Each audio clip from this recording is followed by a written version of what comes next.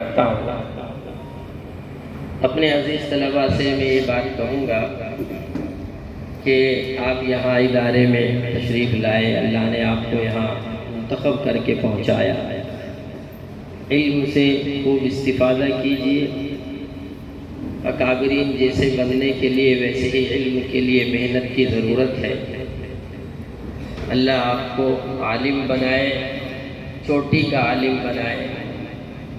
علم کی دولت سے آپ کو اللہ مالا مال فرمائے۔ آپ سے اللہ خوب دین کی اشاعت کا اور علوم کی اشاعت سے کام لے۔ مختصر بات یہ عرض کر دوں کہ ہمارے یہاں آنے کا اور بیٹھنے کا اور مدارس میں داخل ہونے کا جہاں ایک مقصد یہ ہے کہ ہمیں علوم میں دسترت حاصل ہو، علوم میں ہم مہارت حاصل کریں، اچھے عالم بنیں، اس کے ساتھ ساتھ ایک بڑا مقصد ہمارا یہاں تربیت کا بھی ہے، اصلاح کا بھی ہے کہ ہماری یہاں رہ کر تربیت ہو، ہم اچھے انسان بنیں، اچھے عالم ہونے کے ساتھ اچھے انسان بنیں، اچھے معلم ہونے کے ساتھ ہم اچھے انسان بنیں۔ اچھا انسان کون ہے؟ وہ ہے کہ جو اللہ کو پسند آ جائے، جن کا تذکرہ اس کتاب میں کیا جا رہا ہے یہ سارے اللہ کے پسندیدہ محبوب اور مقبول بندے ہیں، اور یہ اللہ کے محبوب اور مقبول بندے بنے کب؟ محض علم سے نہیں۔ آپ تذکرہ اکابر گنگو پڑھیں گے، حضرت گنگوئی رحمۃ اللہ علیہ کا ذکر آپ شروع ہی میں اس کا تذکرہ آپ پڑھیں گے تو آپ اس میں اس تذکرے میں جہاں حضرت کے علمی مقام کو پڑھیں گے کہ اللہ نے آپ کو علمی بصیرت اور علمی مقام کتنا بلند عطا کیا تھا، اسی کے ساتھ ساتھ آپ کو اس میں حضرت کو حضرت بنانے میں اور حضرت گنگوہی بنانے میں جو ایک خاص عمل زندگی کا جو ایک خاص رخ حضرت نے حضرت مہاجر مکی رحمۃ اللہ علیہ کے سامنے روحانی تلمذ اختیار کر کے جو حاصل کیا، وہاں سے آپ حقیقتاً حضرت گنگوہی بنے۔ دیکھیے اکابرین کی سوانح محض سوانح سمجھ کر نہیں پڑھنی چاہیے، ہمیں اکابرین کی سوانحوں کو یہ سمجھ کر پڑھنا چاہیے کہ ہم حضرت کے یا کسی کی بھی صاحب سوانح کی زندگی کو پڑھ کر ہم کوشش کریں گے کہ ان کے ہر ایک عمل کی ہم نقل کریں، زندگی میں ہم بھی ویسا بننے کی کوشش کریں جیسے حضرت تھے، اور سچی عقیدت اور سچی محبت اور کسی کی بھی سوانح کا صحیح مطالعے کا جو نچوڑ ہے وہ یہی ہے کہ ہم بھی انہی جیسے بننے کی کوشش کریں۔ یہ کتابیں اس لیے نہیں لکھی جاتی کہ محض ان کا مطالعہ ہو جائے، یہ کتابیں محض اس لیے نہیں لکھی جاتی کہ ان کے واقعات ہم پڑھ کر مجلسوں میں سنائیں، حضرت نے ایسا کیا، فلاں حضرت نے ایسا کیا، فلاں حضرت نے ایسا کیا، نہیں۔ جو بھی مطالعہ کرے وہ یہ طے کرے کہ حضرت کی تواضع کا اور حضرت کی خاکساری کا میں کل بیان میں واقعہ سناؤں گا، مگر پہلے میرے اندر عاجزی اور انکساری آ جائے تب اچھا لگوں گا کہ میں حضرت کی انکساری کا واقعہ سناؤں۔ حضرت کیسے تھے پڑھیے، کون کون سا آپ کو زندگی کا حصہ چاہیے کہ حضرت نے اس میں کر کے نہ دکھایا ہو۔ کسی بھی ایک، یہ تو بہت بڑا دریا ہے اور ایک بہت بڑا قافلہ ہے اور مقبولین کی ایک بہت بڑی کہکشاں ہے۔ میں کہتا ہوں کہ آپ حضرت گنگوہی رحمت اللہ علیہ کی زندگی کو خالی دیکھ لیجئے، ان کے پیر و مرشد کی زندگی کو خالی اپنا لیجئے کہ آپ مقبولین میں شامل ہو جائیں گے۔ یہ بات کڑوی ضرور ہے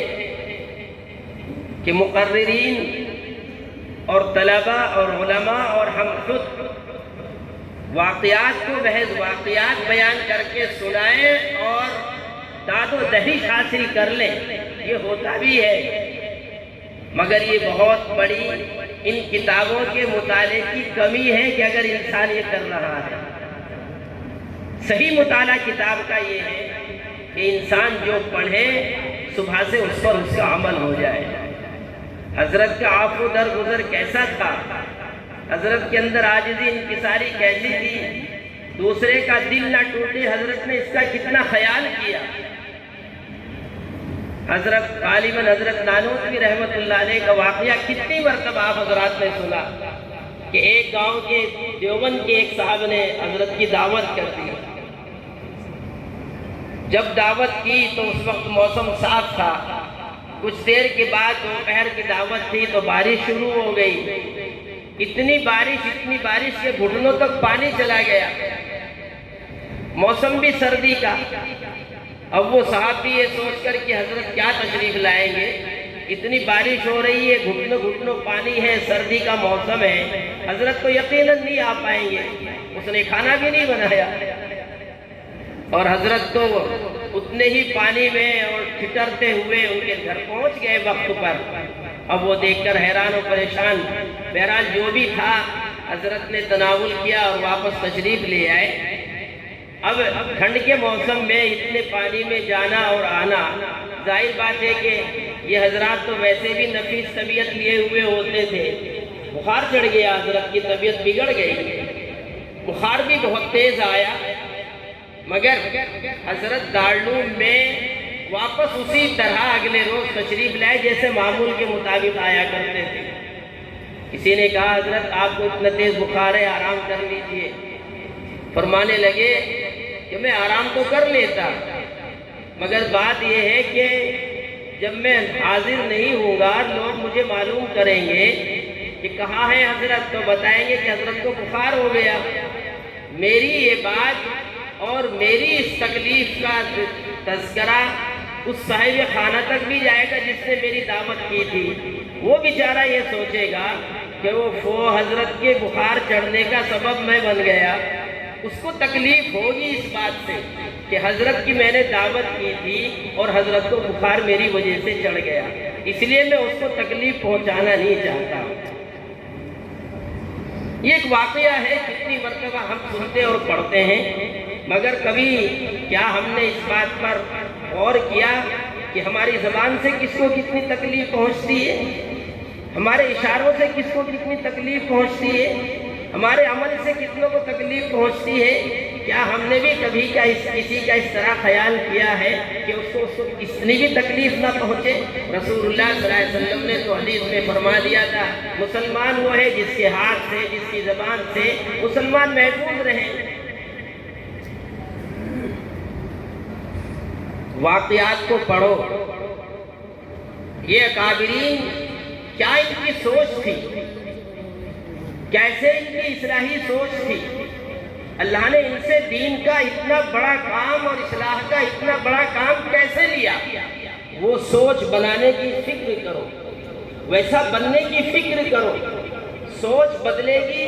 تو ہم بدل جائیں گے، ورنہ تو ہزاروں کتاب کے مطالعے بھی اور ہزاروں بخاری بھی ہمیں نہیں بدل سکے۔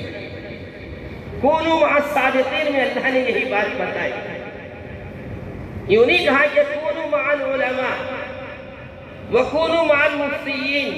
والمجتہدین والفقہاء، کہیں نہیں کہا اللہ نے، کونوا مع الصادقین، آمنوا اتقوا اللہ وکونوا مع الصادقین۔ کیوں ان کے ساتھ بیٹھنے کا حکم کیوں ملا؟ اس لیے کہ صادقین جیسے کے پاس انسان بیٹھے گا ویسا بنے گا،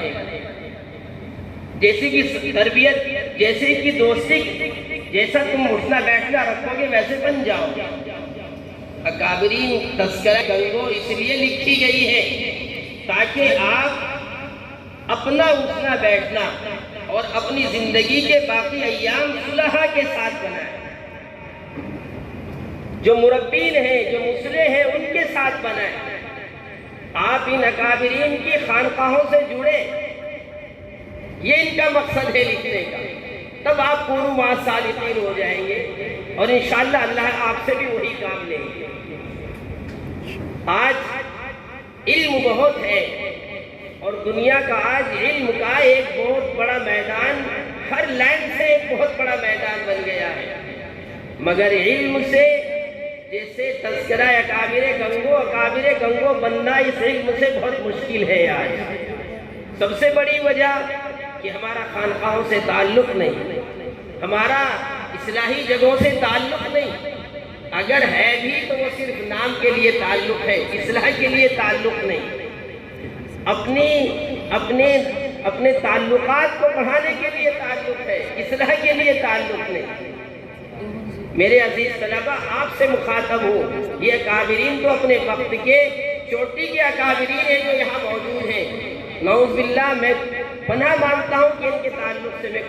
میں آپ سے اور اپنی ذات کے تعلق سے یہ بات کہتا ہوں کہ اگر ہمیں بھی گنگو جیسے اکابرین بننے کی اللہ توفیق دے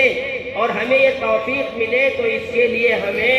گنگو کے جو بھی اکابرین ہیں یا جو ان کے موجودہ خلفاء ہیں یا ان کے موجودہ جو خانقاہ ہیں، ان سے اپنا سچا اصلاحی تعلق قائم کرنا ہوگا، جس سے ہمارا نفس اور ہماری اندر کی دنیا بدلے، تب جا کر اس دنیا میں بھی انقلاب آئے گا اور ہماری زندگیوں میں بھی انقلاب آئے گا۔ اللہ ہمیں بھی اپنی مقبولین کی فہرست میں شامل فرما لے، اللہ ہمیں بھی اپنی محبوبین کی فہرست میں شامل فرما لے، اللہ ہمیں بھی اپنے پسندیدہ بندوں میں شامل فرما لے۔ وآخر دعوانا ان الحمدللہ رب العالمین۔ جزاک اللہ۔